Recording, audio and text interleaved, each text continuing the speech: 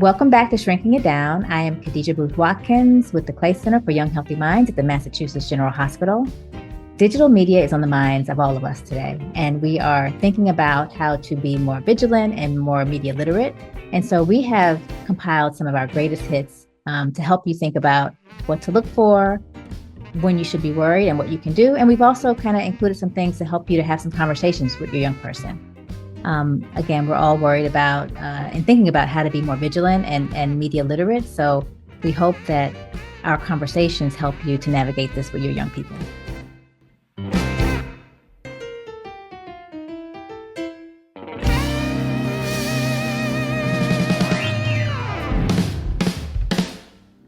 So on today's show, we're going to spend a little more time using our shrink brains to process these claims about mental health harm that Instagram is causing, or allegedly causing, and then talk through some guidance to help our young people navigate social and digital media in healthier and safer ways. And I might add, to help our parents and caregivers navigate digital media in healthier and safer ways and provide guidance for our younger people. It shouldn't be the job of our young people to have to protect themselves, but we're all hostages to this new digital age, and we need to know how to harness it and how to protect ourselves and protect our kids. So, Khadijah, what do you think? I think we should jump right in. And I'd like to start by talking about Instagram. And for those who are listening who haven't seen the 60-minute interview with Frances Haugen or read the initial Wall Street Journal article that showed the leaked Facebook research, you can find those in our podcast descriptions. But it's all really, really upsetting. And Facebook's own studies have found that 13.5% of teen girls say that Instagram makes their thoughts of suicide worse. And 17% of teen girls say that Instagram makes their eating disorders worse. And what Frances Haugen said in the 60-minute interview is that Facebook's own research says, as these young women begin to consume the eating disorder content, they get more depressed, and it actually makes them use the app more. And then, as you can imagine, it's a vicious cycle. And so they end up in this feedback cycle where they hate their bodies more and more. And that is so concerning and alarming, considering how much time teenagers spend on Instagram and other social media platforms. That's the downside of digital media. As Jen Duren and I wrote about on the Clay Center site, digital media is dangerous particularly for girls and body image. It's because it tends to inflate, I think, the ideals of what we see as beautiful, acceptable, being in control, valuable, and particularly, unfortunately, in our society for women and girls, but also for boys in various other ways. Body image is really important. For adolescents, image is pretty much everything. And I think when we're talking about body image, we are running into issues that have to do with self-esteem and with feelings of control and with how we're accepted by others. And in some ways, it's so superficial, because what we really care about, and if you ask any teenager, they'll say, well, what I really care about is, do people like me? Am I a nice person? Am I good to others? Am I caring? And yet, the power of image, the power of being a celebrity, the power of being beautiful is so compelling that it's hard to get away from it. And if you're someone who is not able to look at this information and think about whether this is something that fits you and your circumstances situation, or whether this is healthy for you and your circumstances situation, it could be really dangerous. Some of these fad diets that are promoted on Instagram and other social media sites are not healthy, and even beyond not healthy, they are also dangerous.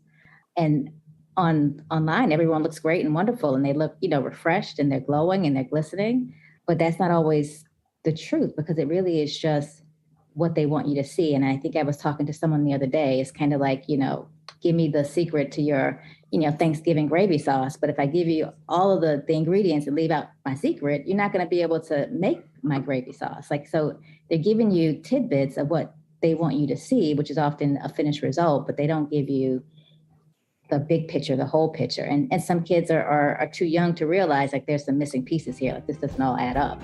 And so they seek to achieve what they see online.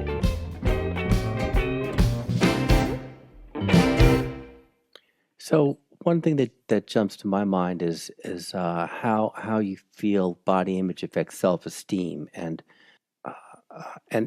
why should parents or caregivers care about this? So and what conversations can they have with them, girls as well as boys, to help them manage it? Yeah. I mean, I think we've seen consistently that body image and self-esteem, it can be hard to disentangle the two sometimes. If one isn't happy or satisfied with the way they look, or if they're in the position that they're constantly making comparisons to other people, whether in their life or in the media, which I'm sure we'll talk about later, it can impact self-esteem. And I think it starts at such a young age, kind of almost like passively learning, what's a good body and what's a bad body and what's acceptable in society and what's not. And so I think the way that parents and caregivers talk to their children about it really kind of vary developmentally. And, I think younger kids, instead of saying oh, you're so pretty, you're so beautiful, aren't you cute? We're saying those in complimentary ways, but it is such a focus on their body and their appearance and how they're looking. How about you're so kind, you're so smart, commenting on other things that are complimentary of the child. We really see body image and negative body image more so coming into play in, pre-adolescence and into teenage years, so middle school into high school, particularly for girls, because often that kind of coincides with puberty and sometimes drastic and quick body changes that can happen during that time that draw attention to the changes in their bodies and comparisons with other people who may be developing in different ways at different times. And I think that the way that caregivers and parents can talk to their pre-adolescents and teens, just kind of having an open mind about it and curiosity. And, if they start making derogatory comments about their appearance or wanting to change certain things about it, being curious about it, where it comes from in a very non-judgmental way. And then also in the home, kind of watching your own diet culture and deprecating talk around your own body too, I think is huge, because kids pick up on everything. So I think the idea of going back to what you said about the comparison and how that plays on self-esteem and how important self-esteem is, it makes me think about exposure and what kids are exposed to. And so, we're going to get back to social media, but I want to talk a little bit about reality TV. And in full transparency, I'm not a super duper reality TV fan, but that's what I did on my vacation with my sister, because she is. So they watch a lot of reality TV. And you wrote this amazing article for us about the effects of the reality TV on our young people. And so I'd like to hear a little bit about your thoughts about how reality TV impacts our youth. Because what I did take away from your article is that a lot of times there's blurred lines for young people when they watch reality TV between what's reality and what's not. And then what is also so striking for me is often in some of these shows, you have these amazing people who have great accomplishments. And at the end of the day, what we focus on is their body, their drama, their, all of those things that aren't really substantive and important. And so can you talk a little bit about that? Yeah. Well, I think the name reality TV is such a misnomer, and it kind of sets the stage for someone watching it and thinking they're really glimpsing into someone's real life, and I think that's where it gets blurred. I saw another, I thought was a better word for reality TV. It called it a docu-soap because it's kind of like a soap opera, a documentary like soap opera, like not really weird, but we're calling it reality TV. So we're assuming or going into it assuming that it's real, when in reality there are a lot of scripted things and editors are picking and choosing the drama that we're watching. And you're so right. What is often focused on these things is not, the day-to-day lives of whether they have an accomplished career or whether the values within their family that are for good. It's more often than not some sort of catty drama, and that's what we're talking about at the end of the day, and that's what keeps people watching too. There is something just like a soap opera. People continually go back to it. I think that, I think of Keeping Up with the Kardashians, for instance, and how vanity and focus on the vanity that every member of that family has on themselves that really also bleeds into social media too. And there have been studies, and particularly with the Girl Scouts of America did some research around reality TV, and really saw that, those girls that watched more reality TV did place more of an emphasis on their appearance.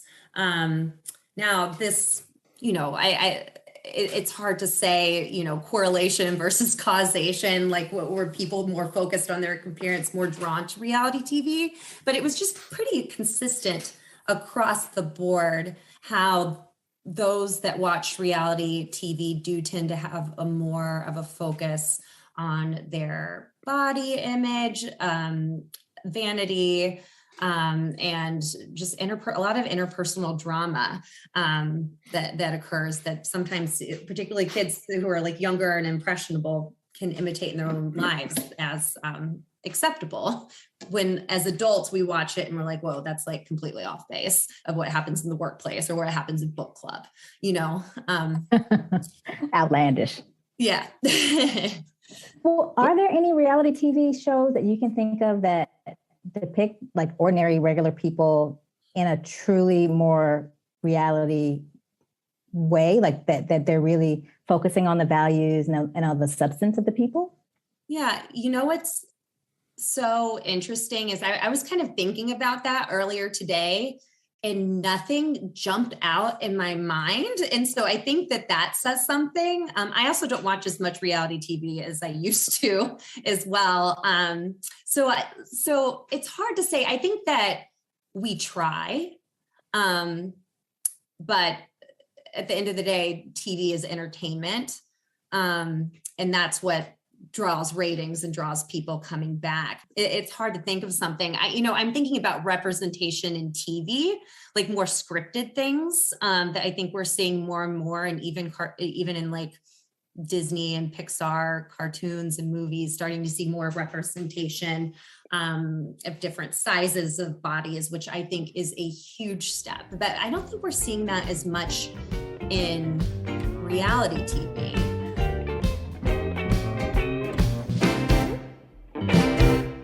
Okay, so cards on the table. Yeah. Have you played a video game? I've played, I played Nintendo. I do not play video games. I played Nintendo a few times with my kid. That's a console. That's not a game. I know. Like what game? I played Mario Kart. You played? Okay. So I mean, that's it. And I lose terribly. Yeah. I can't work the damn console. My son loved playing with me. Right. So the reason I bring this up, I remember like beating the poop out of my dad on Atari, which is like an ancient device now. But I'm not a video game player. Right. So that's why I bring this up. I'm not a game player. There's a bit of irony from two kind of middle-aged white guys talking about Thank industry. you for calling me middle-aged. Well, you're very welcome. Thank you for accepting that I might be. Talking about an industry that actually doesn't cater to us at all. Right. Gambling might cater to us. Cocaine might cater to us. I hope it doesn't, but it might. But video games, actually, we're not the target here. So it's an interesting thing for us to be offering commentary in the absence of having experienced it and even being able to understand it. So what I've tried to do is actually you can go online, you can watch folks play games. Yep. I've consulted on some video games. They're really fun. The storytelling's amazing. Yep. And increasingly, games are getting away from just the action, just the first-person shooting or an adventure, to actually making decisions that have real repercussions. Yeah. That's cool. You know, as you always say, we always need more research on this kind of stuff, because this digital world we're living in has very, very little and not very great research in most areas. Yeah. So we do need, I think, to really put our whole spectrum of digital media, whether it's gaming or texting or Instagram or Snapchat, whatever it is.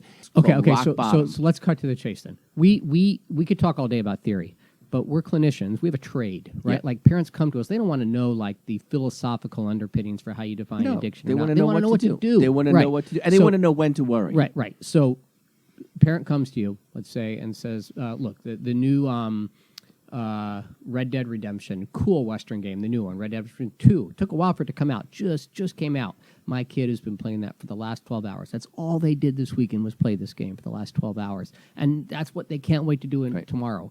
Is this okay?" And the answer to that, and it's kind of like the problem with all of these diagnoses.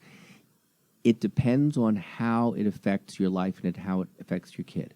So let's say this kid is an honor roll student, is the captain of the football team, has community service, spends time with the family other than those 12 hours.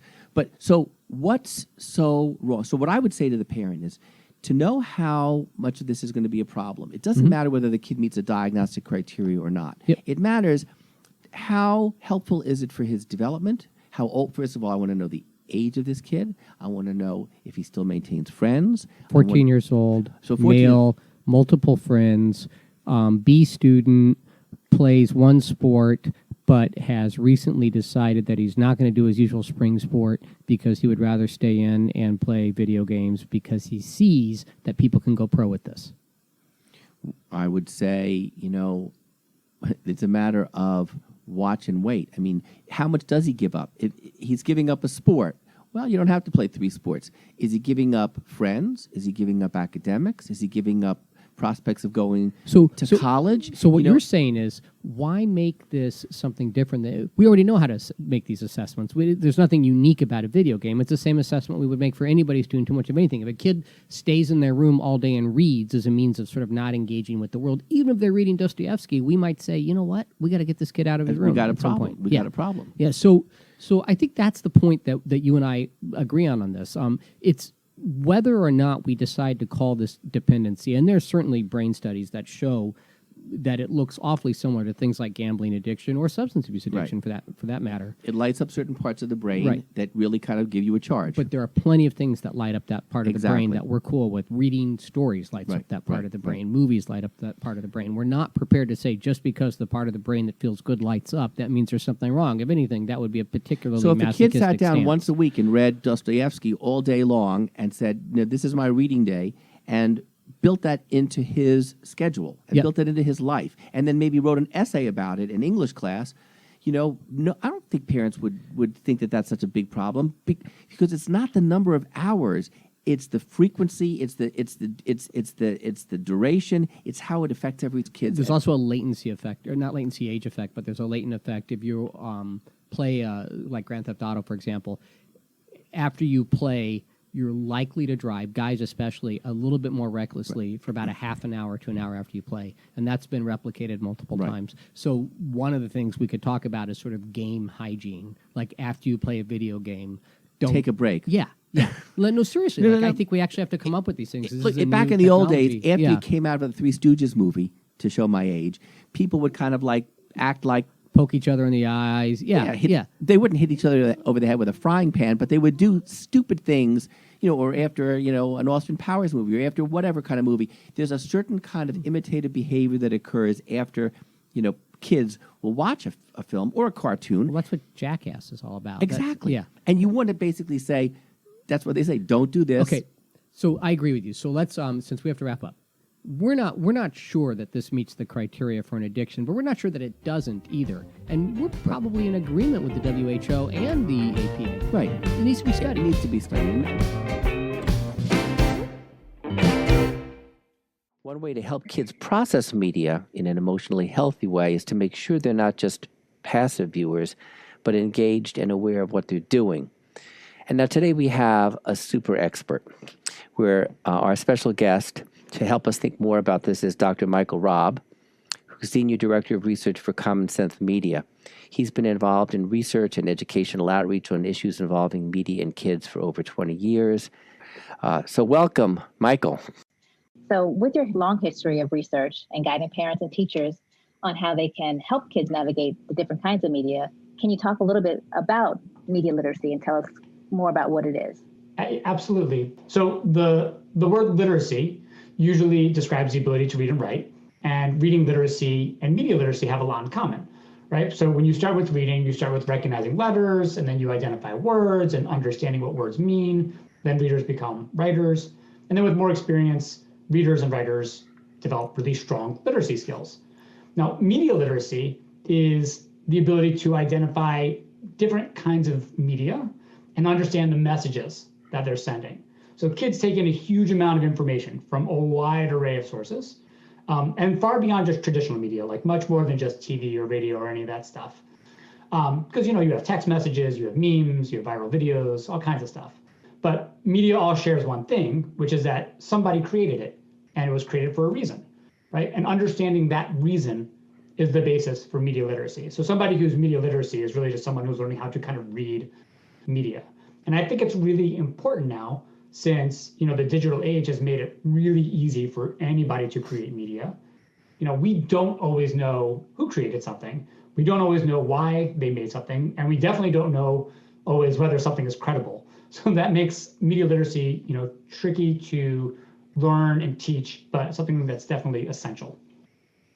So one of the things that when parents have asked me, what do you want I think about a certain video game or a certain app or a certain movie, and I say, well, you really should go to Common Sense Media because they have reviews and articles. And, it turns out that most of these parents have not sat down and played a video game with their kids or gone to the apps that the kids use, and they just don't have a clue. So I say, you can find out a lot. So who writes, and your reviews are terrific, but who writes these reviews in such a balanced and nuanced way so that a lot of different opinions about media can be presented? I mean, so how do you guys put that together?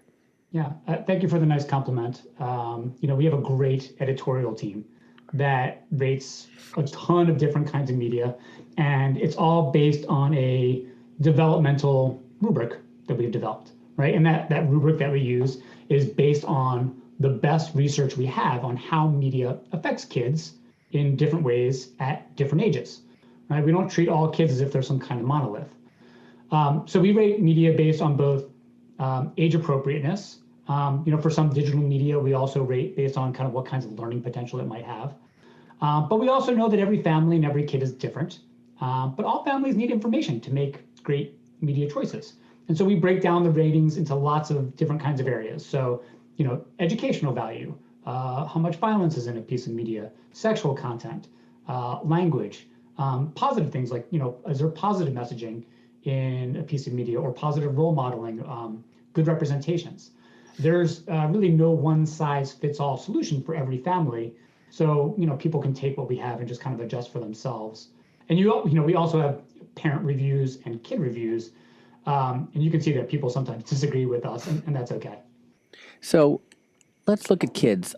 So parents are always asking, whether a child or a teen is able to critically think about the media that they're watching, whether it's the news or Instagram, TikTok. So how can a parent or teacher help to build the skills at certain developmental ages to critically think about what they're watching and say, no, this is not cool, or oh no, this is really pretty good, or I want to get off of this. So because we want our kids to actually be able to eventually critically think about the material that they're getting. Absolutely. And I think the first thing to keep in mind here is that this isn't like some on-off switch that you just trigger and kids are able to do it. I mean, this is something that develops over a lifetime of experience. And we often call it media literacy. It's a habit of mind, right? It's something you practice until it becomes more intuitive, more natural. And, when you want to build this up, there are some key questions that you can ask or you can help your kids ask when teaching media literacy. Like, who created this, right? Was it a company? Was it an individual? And if so, who is that individual, right? Maybe it's a comedian, maybe it's an artist, a politician, or maybe it's like anonymous. And why do you think it's anonymous, right? So who created this is number one. Another question to get in the habit of asking is, why did they make this, right? Was it just to inform you of something that happened in the world, right? For like a news story? Is it something that was made to change your mind or your behavior? Like an opinion essay? Maybe it's just to make you laugh because you saw, this funny meme. Or often, in my line of work, because I'm dealing with kids on YouTube, is it something that's meant to get you to buy something, right? Is it an ad? Another question to get in the habit of is like, who is this message for, right? Is this for kids? Is it for grown-ups? Do you think maybe they're trying to like reach girls or boys? And why do you think that? And then there's a whole other, set of questions about like, what techniques are they being used to make it something seem credible or believable? What details do you think they might be leaving out and why? How messages are making you feel, whether others might feel the same way if they were watching the same message. There's just a whole load of stuff that you don't have to pepper your kid with all of these questions every time, but maybe one or two of these just to kind of get them into the habit of thinking about like, oh yeah, somebody did make this and like, what did they want me to get out of this? And as kids become more aware of and exposed to news and current events, you can apply these steps to radio, TV, but also, online information, social media posts and things like that. So these are conversations that parents and kids should be having from early on all the way through teenagers to young adults, if I get you right. What about the value of looking at apps and media or games together? Oh, absolutely. And actually, that's one of the kind of main recommendations we make about, how do I support a healthy media environment?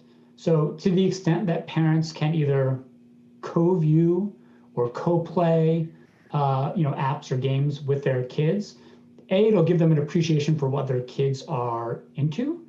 But it also serves as a bonding time. Like, let's use technology to bond and build relationships. One of the things that we know about child development is just how important relationships are to healthy development. We also know that kids like media, they respond to media. Like, we should be doing what we can to make sure that media time is not just a source of conflict, as it often is in a lot of families, but also a time for bonding and warmth and conversation. It's not always easy or possible to, watch everything with your kids or play stuff with your kids. And if you can't do that, try to find times and places where you can ask. So like the dinner table is a great place to sit down, and that's a great time to put away a device. But also, if you want to have a conversation about like, oh, what were you watching? Tell me about like an episode that you were watching. Kids are often very excited to talk about media. If you ask them, what did you do today at school? They may give you a blank stare and, a mumble of an answer that goes nowhere. But they get very animated talking about like the media that they like. And so that's a really good springboard, for using technology for bonding.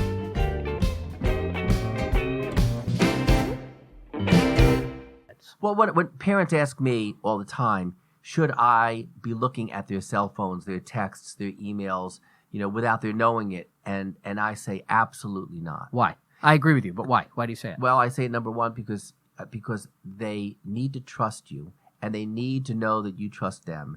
And you're not going to do that by going behind their back and violating their privacy and their autonomy. This is mostly for, late school age teenagers and young adults. Okay, so if what you want to do, if you really want to build trust, if you really want to have open discussions, if you really want to have conversations about drug, sex, rock and roll, or whatever it is, or about self-harm, or about feeling terrible about things, then you're defeating yourself by invading their privacy, because You're going to drive them away, and they're not going to trust you to actually talk about things in an open way. What if you tell them that you will be looking at their information, their social media, their texts, whatever, Then they'll from time to time? Then I think what they'll do is they'll either, say some nasty things to you, and it'll harm the relationship. But I think what they'll also do is they'll figure out a way to have a separate account with a separate password that you don't know about, and they'll find a devious way to get around you. So how is that any different? Again, we're just doing this dialectic thing here. How's that any different from when I was growing up, you're growing up, and you said, I'm going out, and your parents say, where are you going? And say, I'm going over to Billy's house. But really, you're going to a big party down the street where there was a lot of booze being served, and you weren't going to tell them that. Of course, none of us ever did that. Never. No, of course we did. Of course we did. Yeah. So, and kids do. So how is this different? I think it is different. But I think it's different too. Can we kind of crystallize in what way it's different? Well, for one thing, is it a matter of degree? I think it's a matter of a number of things. One is these things that are happening in schools and at home. If the questions are not asked, are you feeling okay? Are you doing okay? Are you thinking of hurting somebody or yourself? You don't have those discussions. That's a missing part. And so asking, oh, where are you going? The kid might lie about it, but the kid can lie about it digitally too. Okay, so that's one thing. But the second thing I think is that it's our parents typically in those days did not get in the car and follow us without our knowing about it. They couldn't. We'd know. We know. Right. But now they can do all of this surveillance without one's knowing about it. And that creates an atmosphere of fear, of anxiety, of concern, of distrust, of Big Brother watching. It does have a Big Brother kind of feeling. It has an Orwellian kind of feel to it that is not healthy. Do you ever watch Black Mirror? No. It's so good. It's so good. So you should watch it. It's an anthology for folks. A lot of folks have seen it, but for people who haven't, it's an anthology, which means you don't have to watch it in order. Each one is a separate episode, and it takes current technology just maybe a step or two further than where it is. Wow. In a way that's highly believable. And there was one episode in the second season, maybe, Jodie Foster actually directed. Or wrote, or maybe both. But the point of it is you can have something installed in your child's eyes from the day they're born. Wow. And then you can go onto your iPad or an iPad-looking device. They're seeing. See exactly what they're seeing. Oh, wow. So at any time, you can check up on where they are, which is actually what a lot of parents would like to know. Like, have you seen Johnny? I wonder where Johnny is. He really at football practice or is he not? So this technology in this particular episode allows the mom to do this. And not only that, anything that is unnerving to the child, the mom can kind of erase so that the child can no longer see it. It becomes blurry. So what is more building of distrust and dishonesty and paranoia for good reason than technology used in that way? The reason Black Mirror is such a potent show is because it takes these things a little bit to the extreme, but then it allows us to ask these questions. Parenting, and we know this because we're parents, it's always been about this very wobbly tightrope that you walk where you give your kids enough freedom to grow up, but not so much that they can get into trouble, and you're going to blow it some of the time, and you just hope you don't blow it in a big way. As the technology comes on and promises you the possibility of never blowing it in a big way, it becomes awfully enticing for parents and for schools to buy into it, because who doesn't want to protect their kids? But what we forget is that level of protection actually becomes harm. I think that's really important. I'd love for there to be a real effort into studying how effective it is for you to monitor your child's social media. We don't have that data. I've looked really hard for that data. It really doesn't exist right now. I'm sure it will. It'll just start to exist iteratively because people will start to collect it over time. But in the short run, like before that happens, I think what we tell the parents and the kids, it's that golden mean, right? Like the technology's there. Kids have always found a way of getting away with things. They'll figure out a way to get past the technology too. Doesn't mean that it doesn't make sense to monitor, but if you monitor too much, you might actually risk losing their trust. And at a certain point, you have to balance the importance of their trust with the importance of just, letting them take some risks and hoping for the best and knowing that you'll be there to help them if need be, which is not all that comforting, but it's still more comfortable than having your child think every move is being looked at. We don't like police states. We don't want to create one for kids. It leads me to... Yeah, go ahead. Sorry. I was going to say, so are you going to tell the parents to delete all the apps and put restrictions on the phones? No. I think part of the...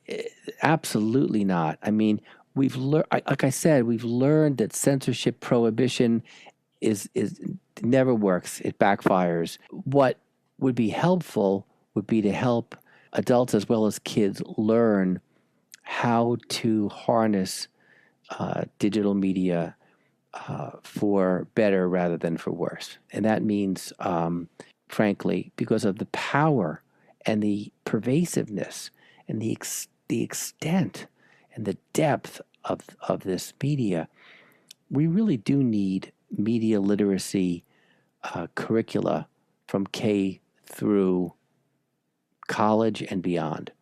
How do you learn social etiquette on the media? How do you kind of avoid cyberbullying or sexting? How do you avoid putting other people down? How do you get into civil conversations using social media? It's such an integral part of our lives. I think it should be part of our social emotional learning curricula.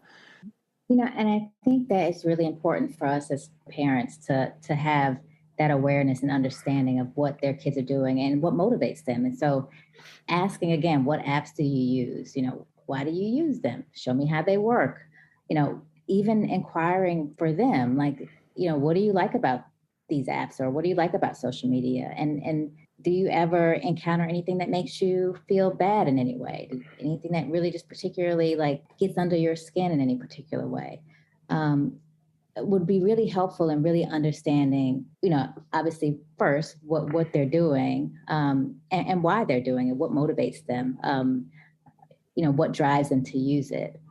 And then try to supplement, because I agree with you, censoring and taking away is not going to help, but alternatives to social media, like you said, sitting at the dinner table, we have a no phone policy at the dinner table, at any table, which I still have to fight every time we sit at the table. Like, is that your phone? Because I will take it.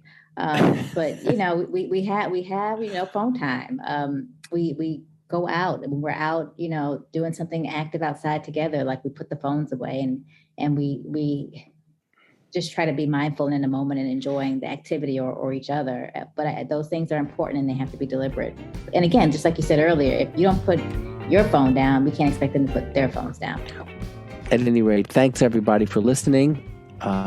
We hope that this was a helpful conversation. It's certainly not over. It's just the beginning of a new era that we're all in. And we hope that our conversation will help you have yours. I'm Gene Beresin. And I'm Khadijah Booth Watkins.